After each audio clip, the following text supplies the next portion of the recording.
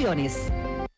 Frente al antiguo COSEP, el 19 de abril a las 12:30 de la tarde, el ciudadano Héctor Simeón Torres, de 50 años, quien viajaba en su bicicleta, fue atropellado por el conductor de la unidad de transporte colectivo Ruta 195. Mi hermano sale de su casa porque él está haciendo trabajo carpintero, él vive en los anexos de San Antonio y se traslada a las 12 para ir donde mi otra hermana que vive en el barrio Cuba a almorzar, porque él es solo. El benemérito Cuerpo de Bomberos, luego de la atención prehospitalaria, lo trasladó y puso la vida del ciudadano en manos de los médicos del Hospital Antonio Lenín Fonseca. Pero como no presentaba ninguna herida y por su vestimenta, pensaron que se trataba de un tomador, lo que tampoco justifica la falta de atención médica. El hombre murió porque internamente se encontraba destrozado. El epicrisis dice el fallecimiento de él. Dice que él llevaba una hemorragia intracraneal, hemorragia introabdominal, trauma cráneoencefálico severo, más laceración en la aorta abdominal y politraumatismo con objeto contuso en la cabeza. Él, no sé si es que los médicos, porque como no le ven sangre ni nada, dicen que está bien, pero él va destrozado internamente. El caso se encuentra investigado por homicidio y negligencia médica, tanto por la Comisión Permanente de Derechos Humanos y el Centro Nicaragüense de Derechos Humanos. La petición concreta es la realización de una auditoría médica consciente, imparcial, clara, que esclarezca los hechos si realmente fueron observados y actuados los protocolos de atención médica que son inminentes, son indiscutibles. Cada unidad facultativa médica debe de realizarlo, independientemente de que se trata de una persona de cualquier estatus social o en cualquier condición. Los técnicos de emergencia médica del benemérito Cuerpo de Bomberos aseguran que ellos agotaron los procedimientos médicos hasta entregar al paciente a los doctores del Hospital Antonio Lenín Fonseca. Los compañeros, pues, en este caso que ellos lo atendieron, lo entregaron hacia adentro del hospital, en el sector de emergencia, el área de shock. Los datos aparentemente que ellos indicaban es un paciente con golpes y escoriaciones. Recordemos que aparentemente ellos estaban diciendo que tenía una lesión interna, pero nosotros no lo podemos determinar exactamente. Eso ya es con procesos más avanzados que tienen los médicos, entonces eso no lo podemos determinar. Nosotros vamos exactamente por lo que los signos y los síntomas que presenta el paciente, una valoración que hacemos un detalle y por eso es la valoración que nosotros estamos haciendo. ¿Le entregaron entonces al médico que atiende la sala de emergencia específicamente? Claro, hay un responsable, recomendamos que hay un responsable de emergencia, se le entrega al doctor que está responsable, se le entrega los signos y los síntomas que presenta y el estado que tiene el paciente. Según el Centro Nicaragüense de Derechos Humanos, el año pasado se reportaron 15 casos por negligencia médica y que será el SILAI el que determine en este caso quiénes fueron los irresponsables. Con cámara de Erasmo Hernández, José Abraham Sánchez, Acción 10. Bueno, y vamos a estar conversando con los familiares de quien en vida fue el señor Héctor Torres, de 50 años de edad, quien falleció en un hospital capitalino. Y está con nosotros Mireya Torres Chávez y también doña Miriam Torres Chávez. Vamos a estar abordando un poco este tema, no para estar dándole más dolor a la familia, sino que tratando que otras familias que tengan esta situación no pasen este dolor, y también sensibilizando un poco tanto a los trabajadores de la salud como a los mismos médicos, a los mismos responsables de los diferentes centros hospitalarios, porque con la salud no se juega, y sobre todo porque hay pérdidas humanas, una pérdida irremediable. Nuestros seres queridos quizás ingresan con un diagnóstico y luego salen sin vida y no se sabe ni siquiera por qué falleció. Qué grato que los tengan, estén con nosotros por acá, y por supuesto pues nuestras más sinceras condolencias, ¿verdad?, por la pérdida de su hermano, me decían, ¿verdad? Ustedes son originarias de la capital. Sí. Quisiéramos saber de qué padecía su hermano. Hay un sinnúmero de diagnósticos que se han experimentado acá, y quisiéramos saber si padecía algo, era un paciente crónico. ¿Por qué llegó a esta unidad? No, gracias. Él no padecía de nada, él ingresa al hospital más que todo por el accidente, porque Sí. él venía, iba a hacer sus diligencias normales al mediodía y es trasladado por los bomberos al hospital, pero lo que él sufre son las diferentes lesiones que presentó medicina legal. Es cierto, entonces. Sí, esto que dice él llevaba hemorragia intracraneal, hemorragia abdominal, laceraciones en la aorta, Sí. el conducto que nosotros tenemos donde va toda la sangre, Sí. y él llevaba todo ello. Cuando él ingresa, los bomberos lo dejan y la doctora que lo recibe lo dejó. Entonces es donde él cae de su silla y lo ven, no lo atienden, lo que deciden es mandar a un camillero, no sé, trabajador de allá, para que lo saque. Y luego deducen que él está tomado, pero así él no es. anda ebrio, él lo que anda es con sus laceraciones internas. Todo esto que ustedes refieren, ¿se los comentó alguna persona que estuvo ahí cerca? ¿Cómo se dieron ustedes cuenta? Porque no estaban en el momento. No. ¿Ustedes cómo se dan cuenta que Nosotros no nos hermano- damos cuenta hasta el día siguiente de que ya está fallecido. Él ingresa al hospital, como él no anda identificación y él Sí. trabaja en carpintería, entonces lógicamente no anda vestido de gala, sino que anda vestido humildemente y sin identificación porque solo se dirigía a almorzar y luego regresaba. Sí. Es en vestido y por eso él ingresa y sin ninguna identificación. Ok. ¿Ustedes se dan cuenta porque alguien les comentó en el hospital? Nosotros, mi hermana, al día siguiente que él no llega a dormir, empezamos a indagar. Nos vamos al hospital, ella es la que pregunta en el hospital no le dan información y yo me dirijo a la policía, tampoco tengo ninguna información y estando allí en el hospital es que alguien le menciona a ella, se llevaron a un muchacho a medicina legal ayer. Ok. El día anterior. Entonces ahí es donde nosotros como a las 10 de la mañana nos dirigimos a medicina legal y efectivamente era él porque nos muestran una foto. Ahí es donde nosotros nos damos cuenta que está fallecido. Y empiezan a hacer las investigaciones de lo que ocurrió ahí Correcto. ustedes. Y ¿Con los luego- mismos pacientes que estaban ahí? Sí, empezamos a conectarnos con Ismena Alexander, que fue la que tomó las fotos. Ok. Y ella nos narra toda la situación. Un testigo entonces. Un testigo ocular de que él no fue ingresado. Él no tiene familia, o sea, hijos, No, compañera de vida. No, él solo nos tenía a nosotros. Excelente. Quizá doña Miriam también nos habla un poco de lo que ustedes demandan, lo que ustedes solicitan también. Micrófono. Sí, Buenos nosotros, días. buenos días. Pues en primera instancia agradecemos, ¿verdad?, que esa persona que andaba pasando consulta, la muchacha, es una muchacha que andaba con su papá y ella pudo observar la atrocidad o crueldad que hicieron ese personal del hospital y ella lo tramitó a las redes sociales y por eso es que nosotros nos damos cuenta, porque si no, ya de antemano sabía el hospital y la misma policía y no nos dan cuenta a nosotros. Entonces eso de primera instancia es un atropello. Entonces por eso es que nosotros estamos aquí denunciando toda esa crueldad que hicieron, principalmente al hombre bucero, que él fue el que lo atropelló y todavía anda libre. Eso no es así, porque según las autoridades no debe de actuar de esa manera, porque él a estas alturas debería estar preso y ¿Tienen anda conocimiento libre. de quién fue el que lo atropelló? Sí, tenemos el nombre, pero no lo andamos ahoritamente. Sí, la policía tiene conocimiento de quién lo atropelló. ¿Cómo? Lo que sí nosotros solicitamos y pedimos es que ¿por qué la policía lo deja libre? Y actualmente, si hay un asesinato, hay una muerte, el hombre sigue libre, el hombre está libre. Entonces demandamos eso, que la policía tome medidas y que este hombre esté detenido mientras se llegue el proceso al final. Excelente. Quisiéramos también abordar, Miriam, con esa persona que dicen ustedes que se puso a la disposición. ¿Cómo la contactaron ustedes? Cuando llegaron a buscar al hospital, ¿cómo supieron que era ese hospital o anduvieron buscando de hospital en hospital?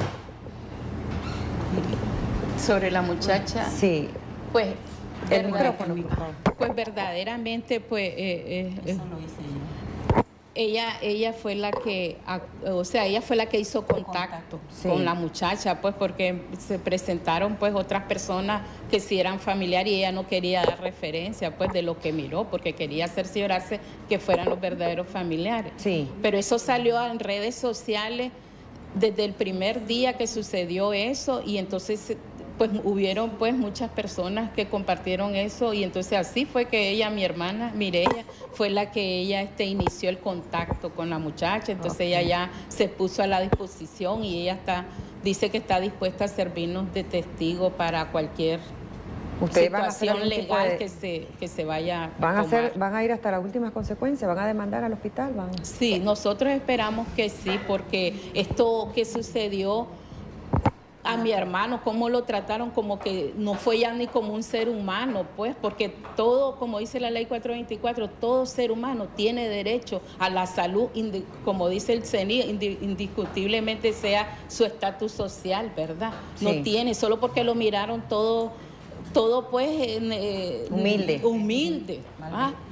Y uno, pero ni una sonrisa, ni un gesto de caritatividad, de misericordia como ser humano que nos dice Dios que tenemos que hacer hacia las personas. No se portaron bien con él. ¿Ah? ¿Él era hermano menor? Sí, él era menor que nosotras dos, y por eso es que estamos aquí, porque así como le sucedió a él, le puede suceder a cualquier persona. Nosotros pues porque venimos aquí pues porque tenemos el valor y el derecho como ser humano de denunciar estas atrocidades, esta crueldad.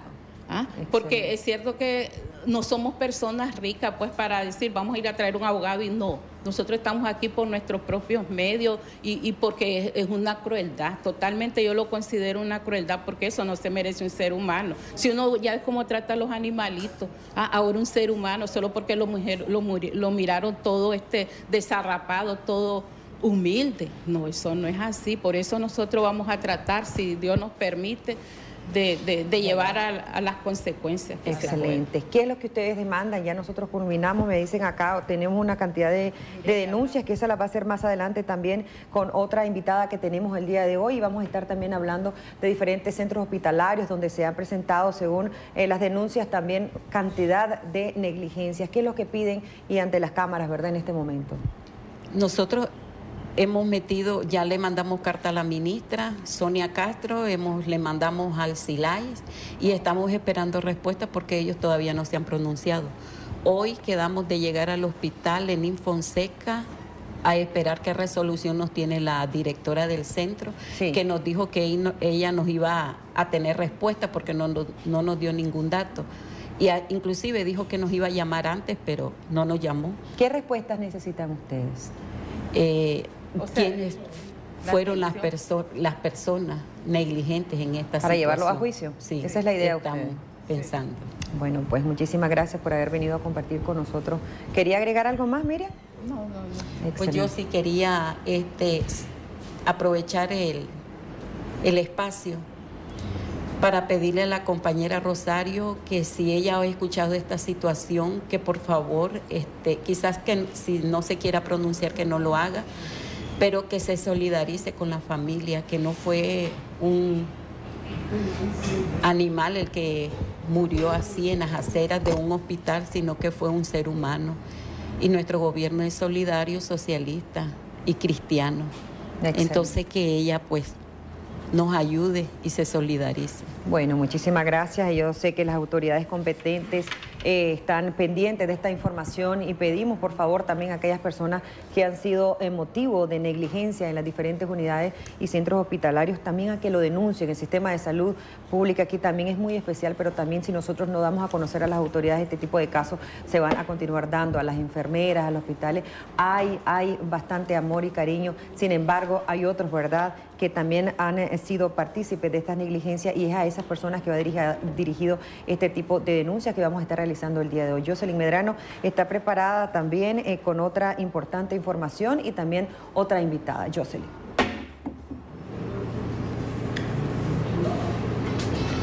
Bueno, recuerden ustedes que vamos a estar hablando de este caso y pueden llamarnos al 2222-7808 si tiene algún tipo de información, algún tipo de negligencia que pueda compartirla con nosotros. Estarán acompañando también abogados y especialistas de la CPDH para decirles, y del Foro de Abogados de Nicaragua, para abordar este tema y cómo nosotros vamos a orientarles a ustedes a dirigir cualquier tipo de denuncia ante negligencias médicas. Adelante, Jocelyn.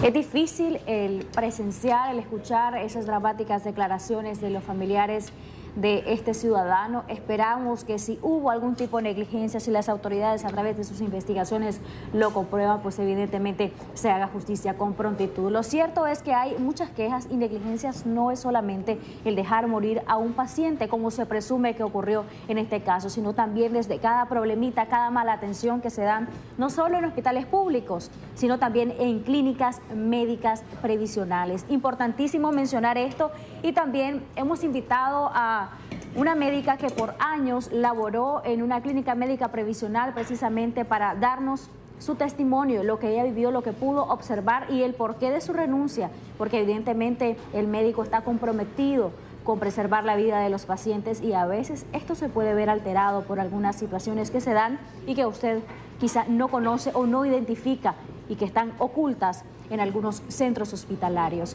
Doctora, bienvenida, gracias por estar con nosotros. Es verdaderamente un placer que haya aceptado compartir con nosotros esta experiencia, de la cual pues tiene recuerdos muy negativos, pero que es meritorio mencionarlo hoy y contarle a los amigos y amigas televidentes que siempre nos están viendo para que tengan más cuidado cuando vayan a un hospital, sobre todo a una clínica médica previsional. Muchas gracias por estar con nosotros. Cuéntenos, ¿durante cuánto tiempo laboró en esa clínica médica previsional y cuál fue su experiencia? Bueno, primeramente, buenos días, ¿verdad? Toda la población nicaragüense. Verdaderamente que este tema pues cae mucho en lo que es la parte de la ética médica. Yo trabajé 2 años en una clínica médica previsional en la cual teníamos programadas cirugías alrededor de 4 en el día fuera de las emergencias. Pero cuando cerró una clínica previsional, toda la cantidad de pacientes de esa clínica previsional pasaron a esa clínica médica previsional en la cual yo estaba trabajando. Y entonces se saturó la cantidad de pacientes, por lo cual nosotros también como médicos nos vemos también afectados porque como ser humano también hay un desgaste tanto físico como emocional, porque es cierto que somos médicos, pero también tenemos una parte de sensibilidad, la parte moral y la parte ética que nosotros tenemos cuando hacemos el juramento hipocrático, en el cual dice que nosotros lo que vamos a darle al paciente es beneficencia y evitar la no maleficencia, que es hacerle daño. El problema es que lo que es las clínicas médicas previsionales, lo que les interesa a los directores de los hospitales, o llámese dueños, es la plata que va a entrar, la parte económica, la cantidad de dinero que va a entrar en el hospital, pero no para ayudarle en sí a los pacientes que van a solicitar la atención médica. Entonces, al médico nos vemos restringidos porque nos aumentan la cantidad de pacientes y eso hace que nos cansemos físicamente, porque también somos seres humanos, no somos máquinas. Y lo otro es que si en ese tiempo yo hubiera tenido una cámara fotográfica en el celular, yo hubiera grabado la forma en cómo un día nosotros realizamos una cirugía de emergencia en condiciones prácticamente que para nosotros la salud del paciente es primero.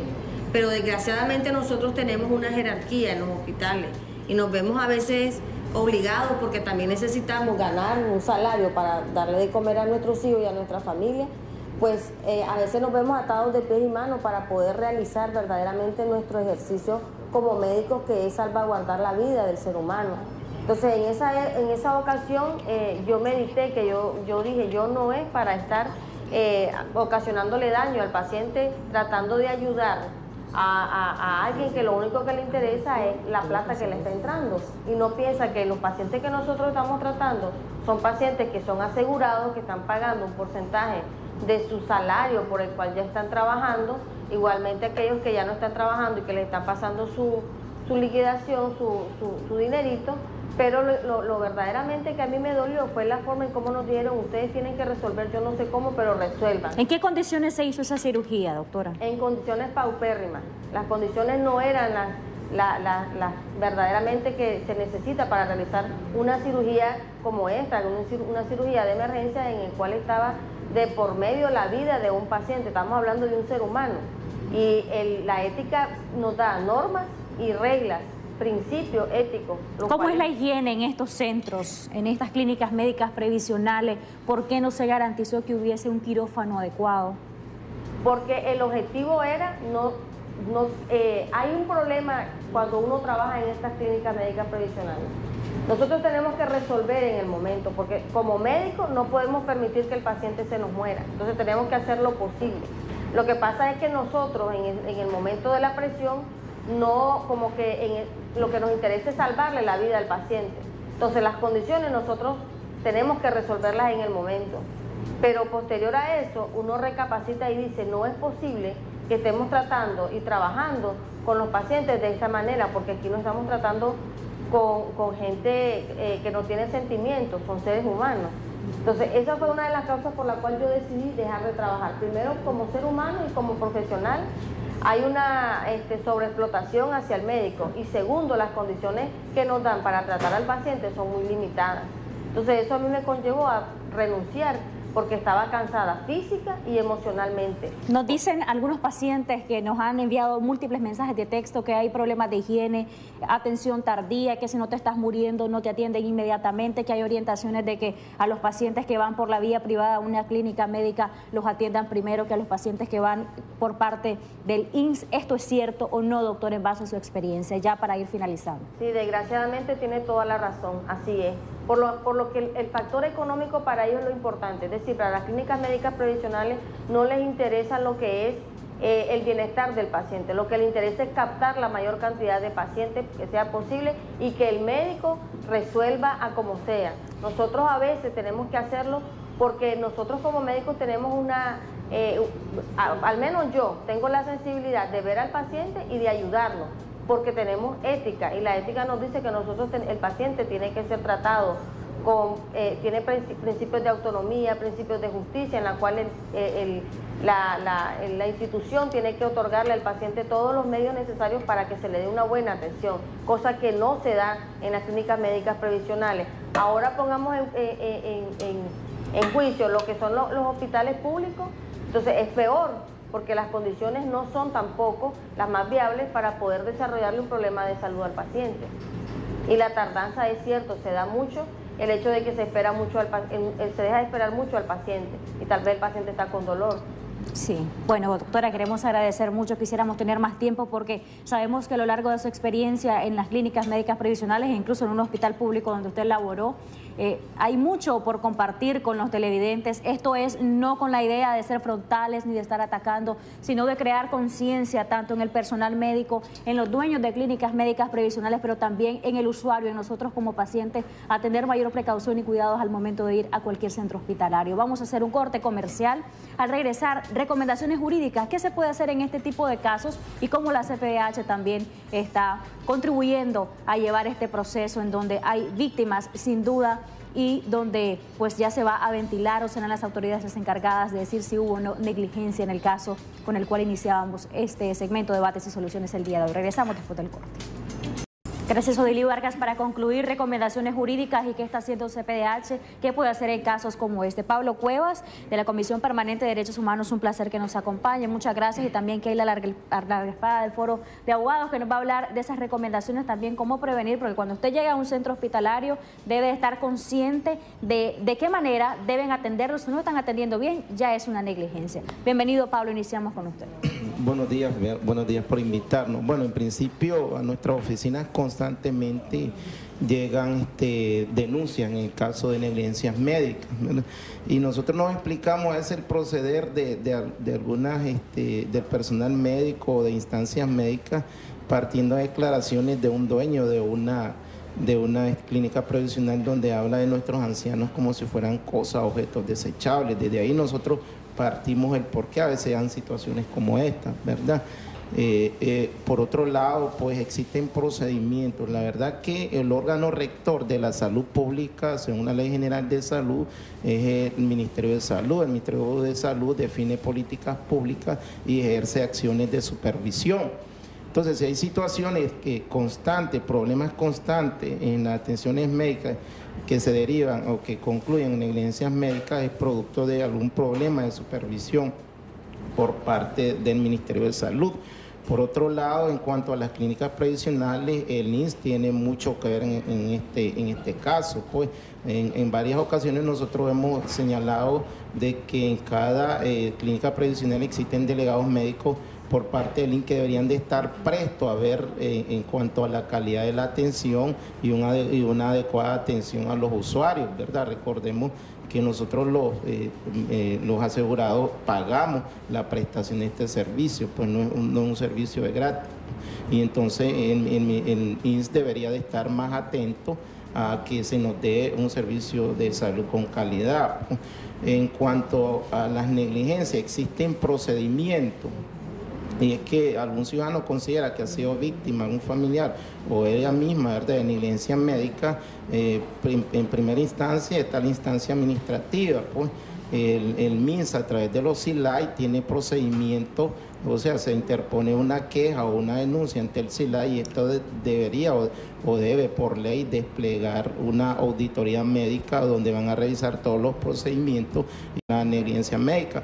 Por otro lado está el aspecto penal, pues el ciudadano que, repito, considera que ha sido víctima de negligencia puede ir ante una instancia policial o ante el Ministerio Público interponer una denuncia por negligencia médica, y esto desplegará, ¿verdad?, investigaciones o periciales policiales para que entre estas periciales están que oficiará el Ministerio al Instituto de Medicina Legal para que realice a través de los forenses, ¿verdad?, la debida pesquisa para que concluya si existió o no negligencia médica. Entonces existen varias instancias y otra, nosotros acompañamos, puede llegar a nuestra oficina, a la Comisión Permanente de Derechos Humanos, que estamos de Montoya 2 al Lago, para nosotros acompañar a los ciudadanos, ¿verdad?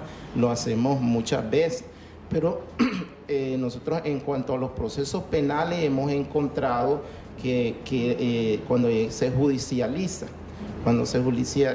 muchas veces los jueces no actúan de la mejor manera, y hemos visto muchos casos que son públicos donde se declara inocente por negligencia médica médico. Pero también hay una situación que creo que se debe poner mucha atención, y lo decía la doctora, y nosotros hemos recibido denuncias o quejas de médicos, y es la excesiva carga laboral, ¿verdad? Y nosotros lo vemos en las unidades médicas, donde vemos una gran cantidad de pacientes y muy poco personal médico. Lógicamente, al haber una excesiva carga laboral, estamos hablando que disminuye la calidad de la atención. Bueno, perfecto. Entonces los invitamos a que lleguen a nuestras oficinas. Algunas recomendaciones, nos va a decir antes, después de nuestra invitada al foro de abogados, qué acompañamiento le van a dar a ustedes a la hermana de la víctima en el caso que veíamos anteriormente, con el cual iniciábamos el programa, pero también queremos escuchar sus recomendaciones jurídicas. ¿Qué nos puede decir al respecto con lo que ha conocido y de manera general también? Sí, muy buenos días a todos los televidentes. Efectivamente, este es un caso de mucha preocupación para todos, y deben de tomar en cuenta qué hacer. No esperar a que pase una situación como esta para recurrir. Muchas veces muchas personas desconocen cuál es la ruta para denunciar este tipo de delito. Como ya decía el compañero de la CPDH, primero se debe agotar, Jocelyn, la vía administrativa. Debe de haber una denuncia previa. ¿Ante quién? Ante el SILAIS. O si recurriste, por ejemplo, este caso que hemos visto de este señor que sufrió esa negligencia en el Lenín Fonseca, perfectamente los familiares ya pusieron la denuncia. Se supone que ya agotaron la vía administrativa, pero todas las personas que hemos pasado por esta situación o que posiblemente se han quedado calladas porque no saben qué hacer, uno, denunciar, exigir una debida atención. La Ley General de Salud establece que, y igualmente la Constitución Política de Nicaragua establece que la salud debe de ser garantizada de manera con calidad y calidez. ¿Qué significa esto? De que esa atención a esa persona, a ese usuario, debe ser de calidad, que al llegar a requerir este servicio debe de ser atendido de manera ágil y beligerante, no que muchas veces, como bien decían, si no te ven la sangre expuesta y todo eso, no te atienden, cuanto tenemos un protocolo de atención que debe de cumplir cada médico y cada persona. Lamentable. Foro de abogados, ¿cómo contactarse con ustedes también? Sí, en el foro de abogados pues somos un gremio que estamos organizados, pero también del consultorio jurídico y psicológico, donde yo soy la que estoy ya responsable de ahí. Pueden llamarnos al 8778-9742 para cualquier orientación que requieran y poder hacer el acompañamiento debido. Por supuesto. Pablo Cuevas, nos despedimos con el accionar de CPDH ante este caso. ¿Están ustedes al tanto de toda la situación? Imagino que van a acompañarles. Por supuesto, pues nosotros acompañaremos a los familiares en la diligencia que sea pertinente. Lamentablemente a veces existe un tortuguismo en el actuar de los distintos operadores de justicia y hay que estar haciendo diligencia, hay que estar pues están presentes en las instituciones, en este caso el Ministerio Público, la policía, porque a veces sucede que los expedientes los duermen y existe un tiempo, ¿verdad? Y cuando ya ha pasado demasiado tiempo y llega ante el judicial, lo que hace es dar clausura, dar cierre al expediente, ¿verdad? Por haber pasado el tiempo que la ley permite. Muy para estratégicamente. Que sea un proceso, ¿verdad? Y entonces nosotros hemos visto casos así, y entonces hay que ser diligente, hay que estar insistiendo y exigiendo ante las instancias públicas que están llamadas a la impartición de justicia. Queremos agradecer mucho, el tiempo se nos hizo bien corto porque es un tema bastante amplio, pero sus recomendaciones fueron muy puntuales, muy dirigidas y sabemos que le van a servir mucho a nuestros amigos y amigas televidentes. Gracias, muchas gracias. Estamos para servir. Por supuesto que sí, esperamos tenerlos nuevamente para retomar el tema porque sabemos que muchos televidentes se quedaron con el deseo de participar. No se preocupen, vamos a tratar de retomar esto de cara específicamente a ese procedimiento de denuncia, de qué manera se debe hacer y qué aportes debe usted llevar, videos, fotografías, cartas, en fin, todo lo que pueda servir para que el procedimiento avance y se haga justicia en los casos que lo amerite. Este programa ha sido con el objetivo de alertarle precisamente a prevenir este tipo de situaciones. No somos un tribunal, no estamos diciendo que es cierto o no que hubo negligencia médica, van a ser las autoridades quienes lo determinen. Gracias, en fin, por habernos acompañado y les esperamos mañana en punto de las 6 a.m. Recuerde siempre sintonizarnos y grandes bendiciones en el día de hoy.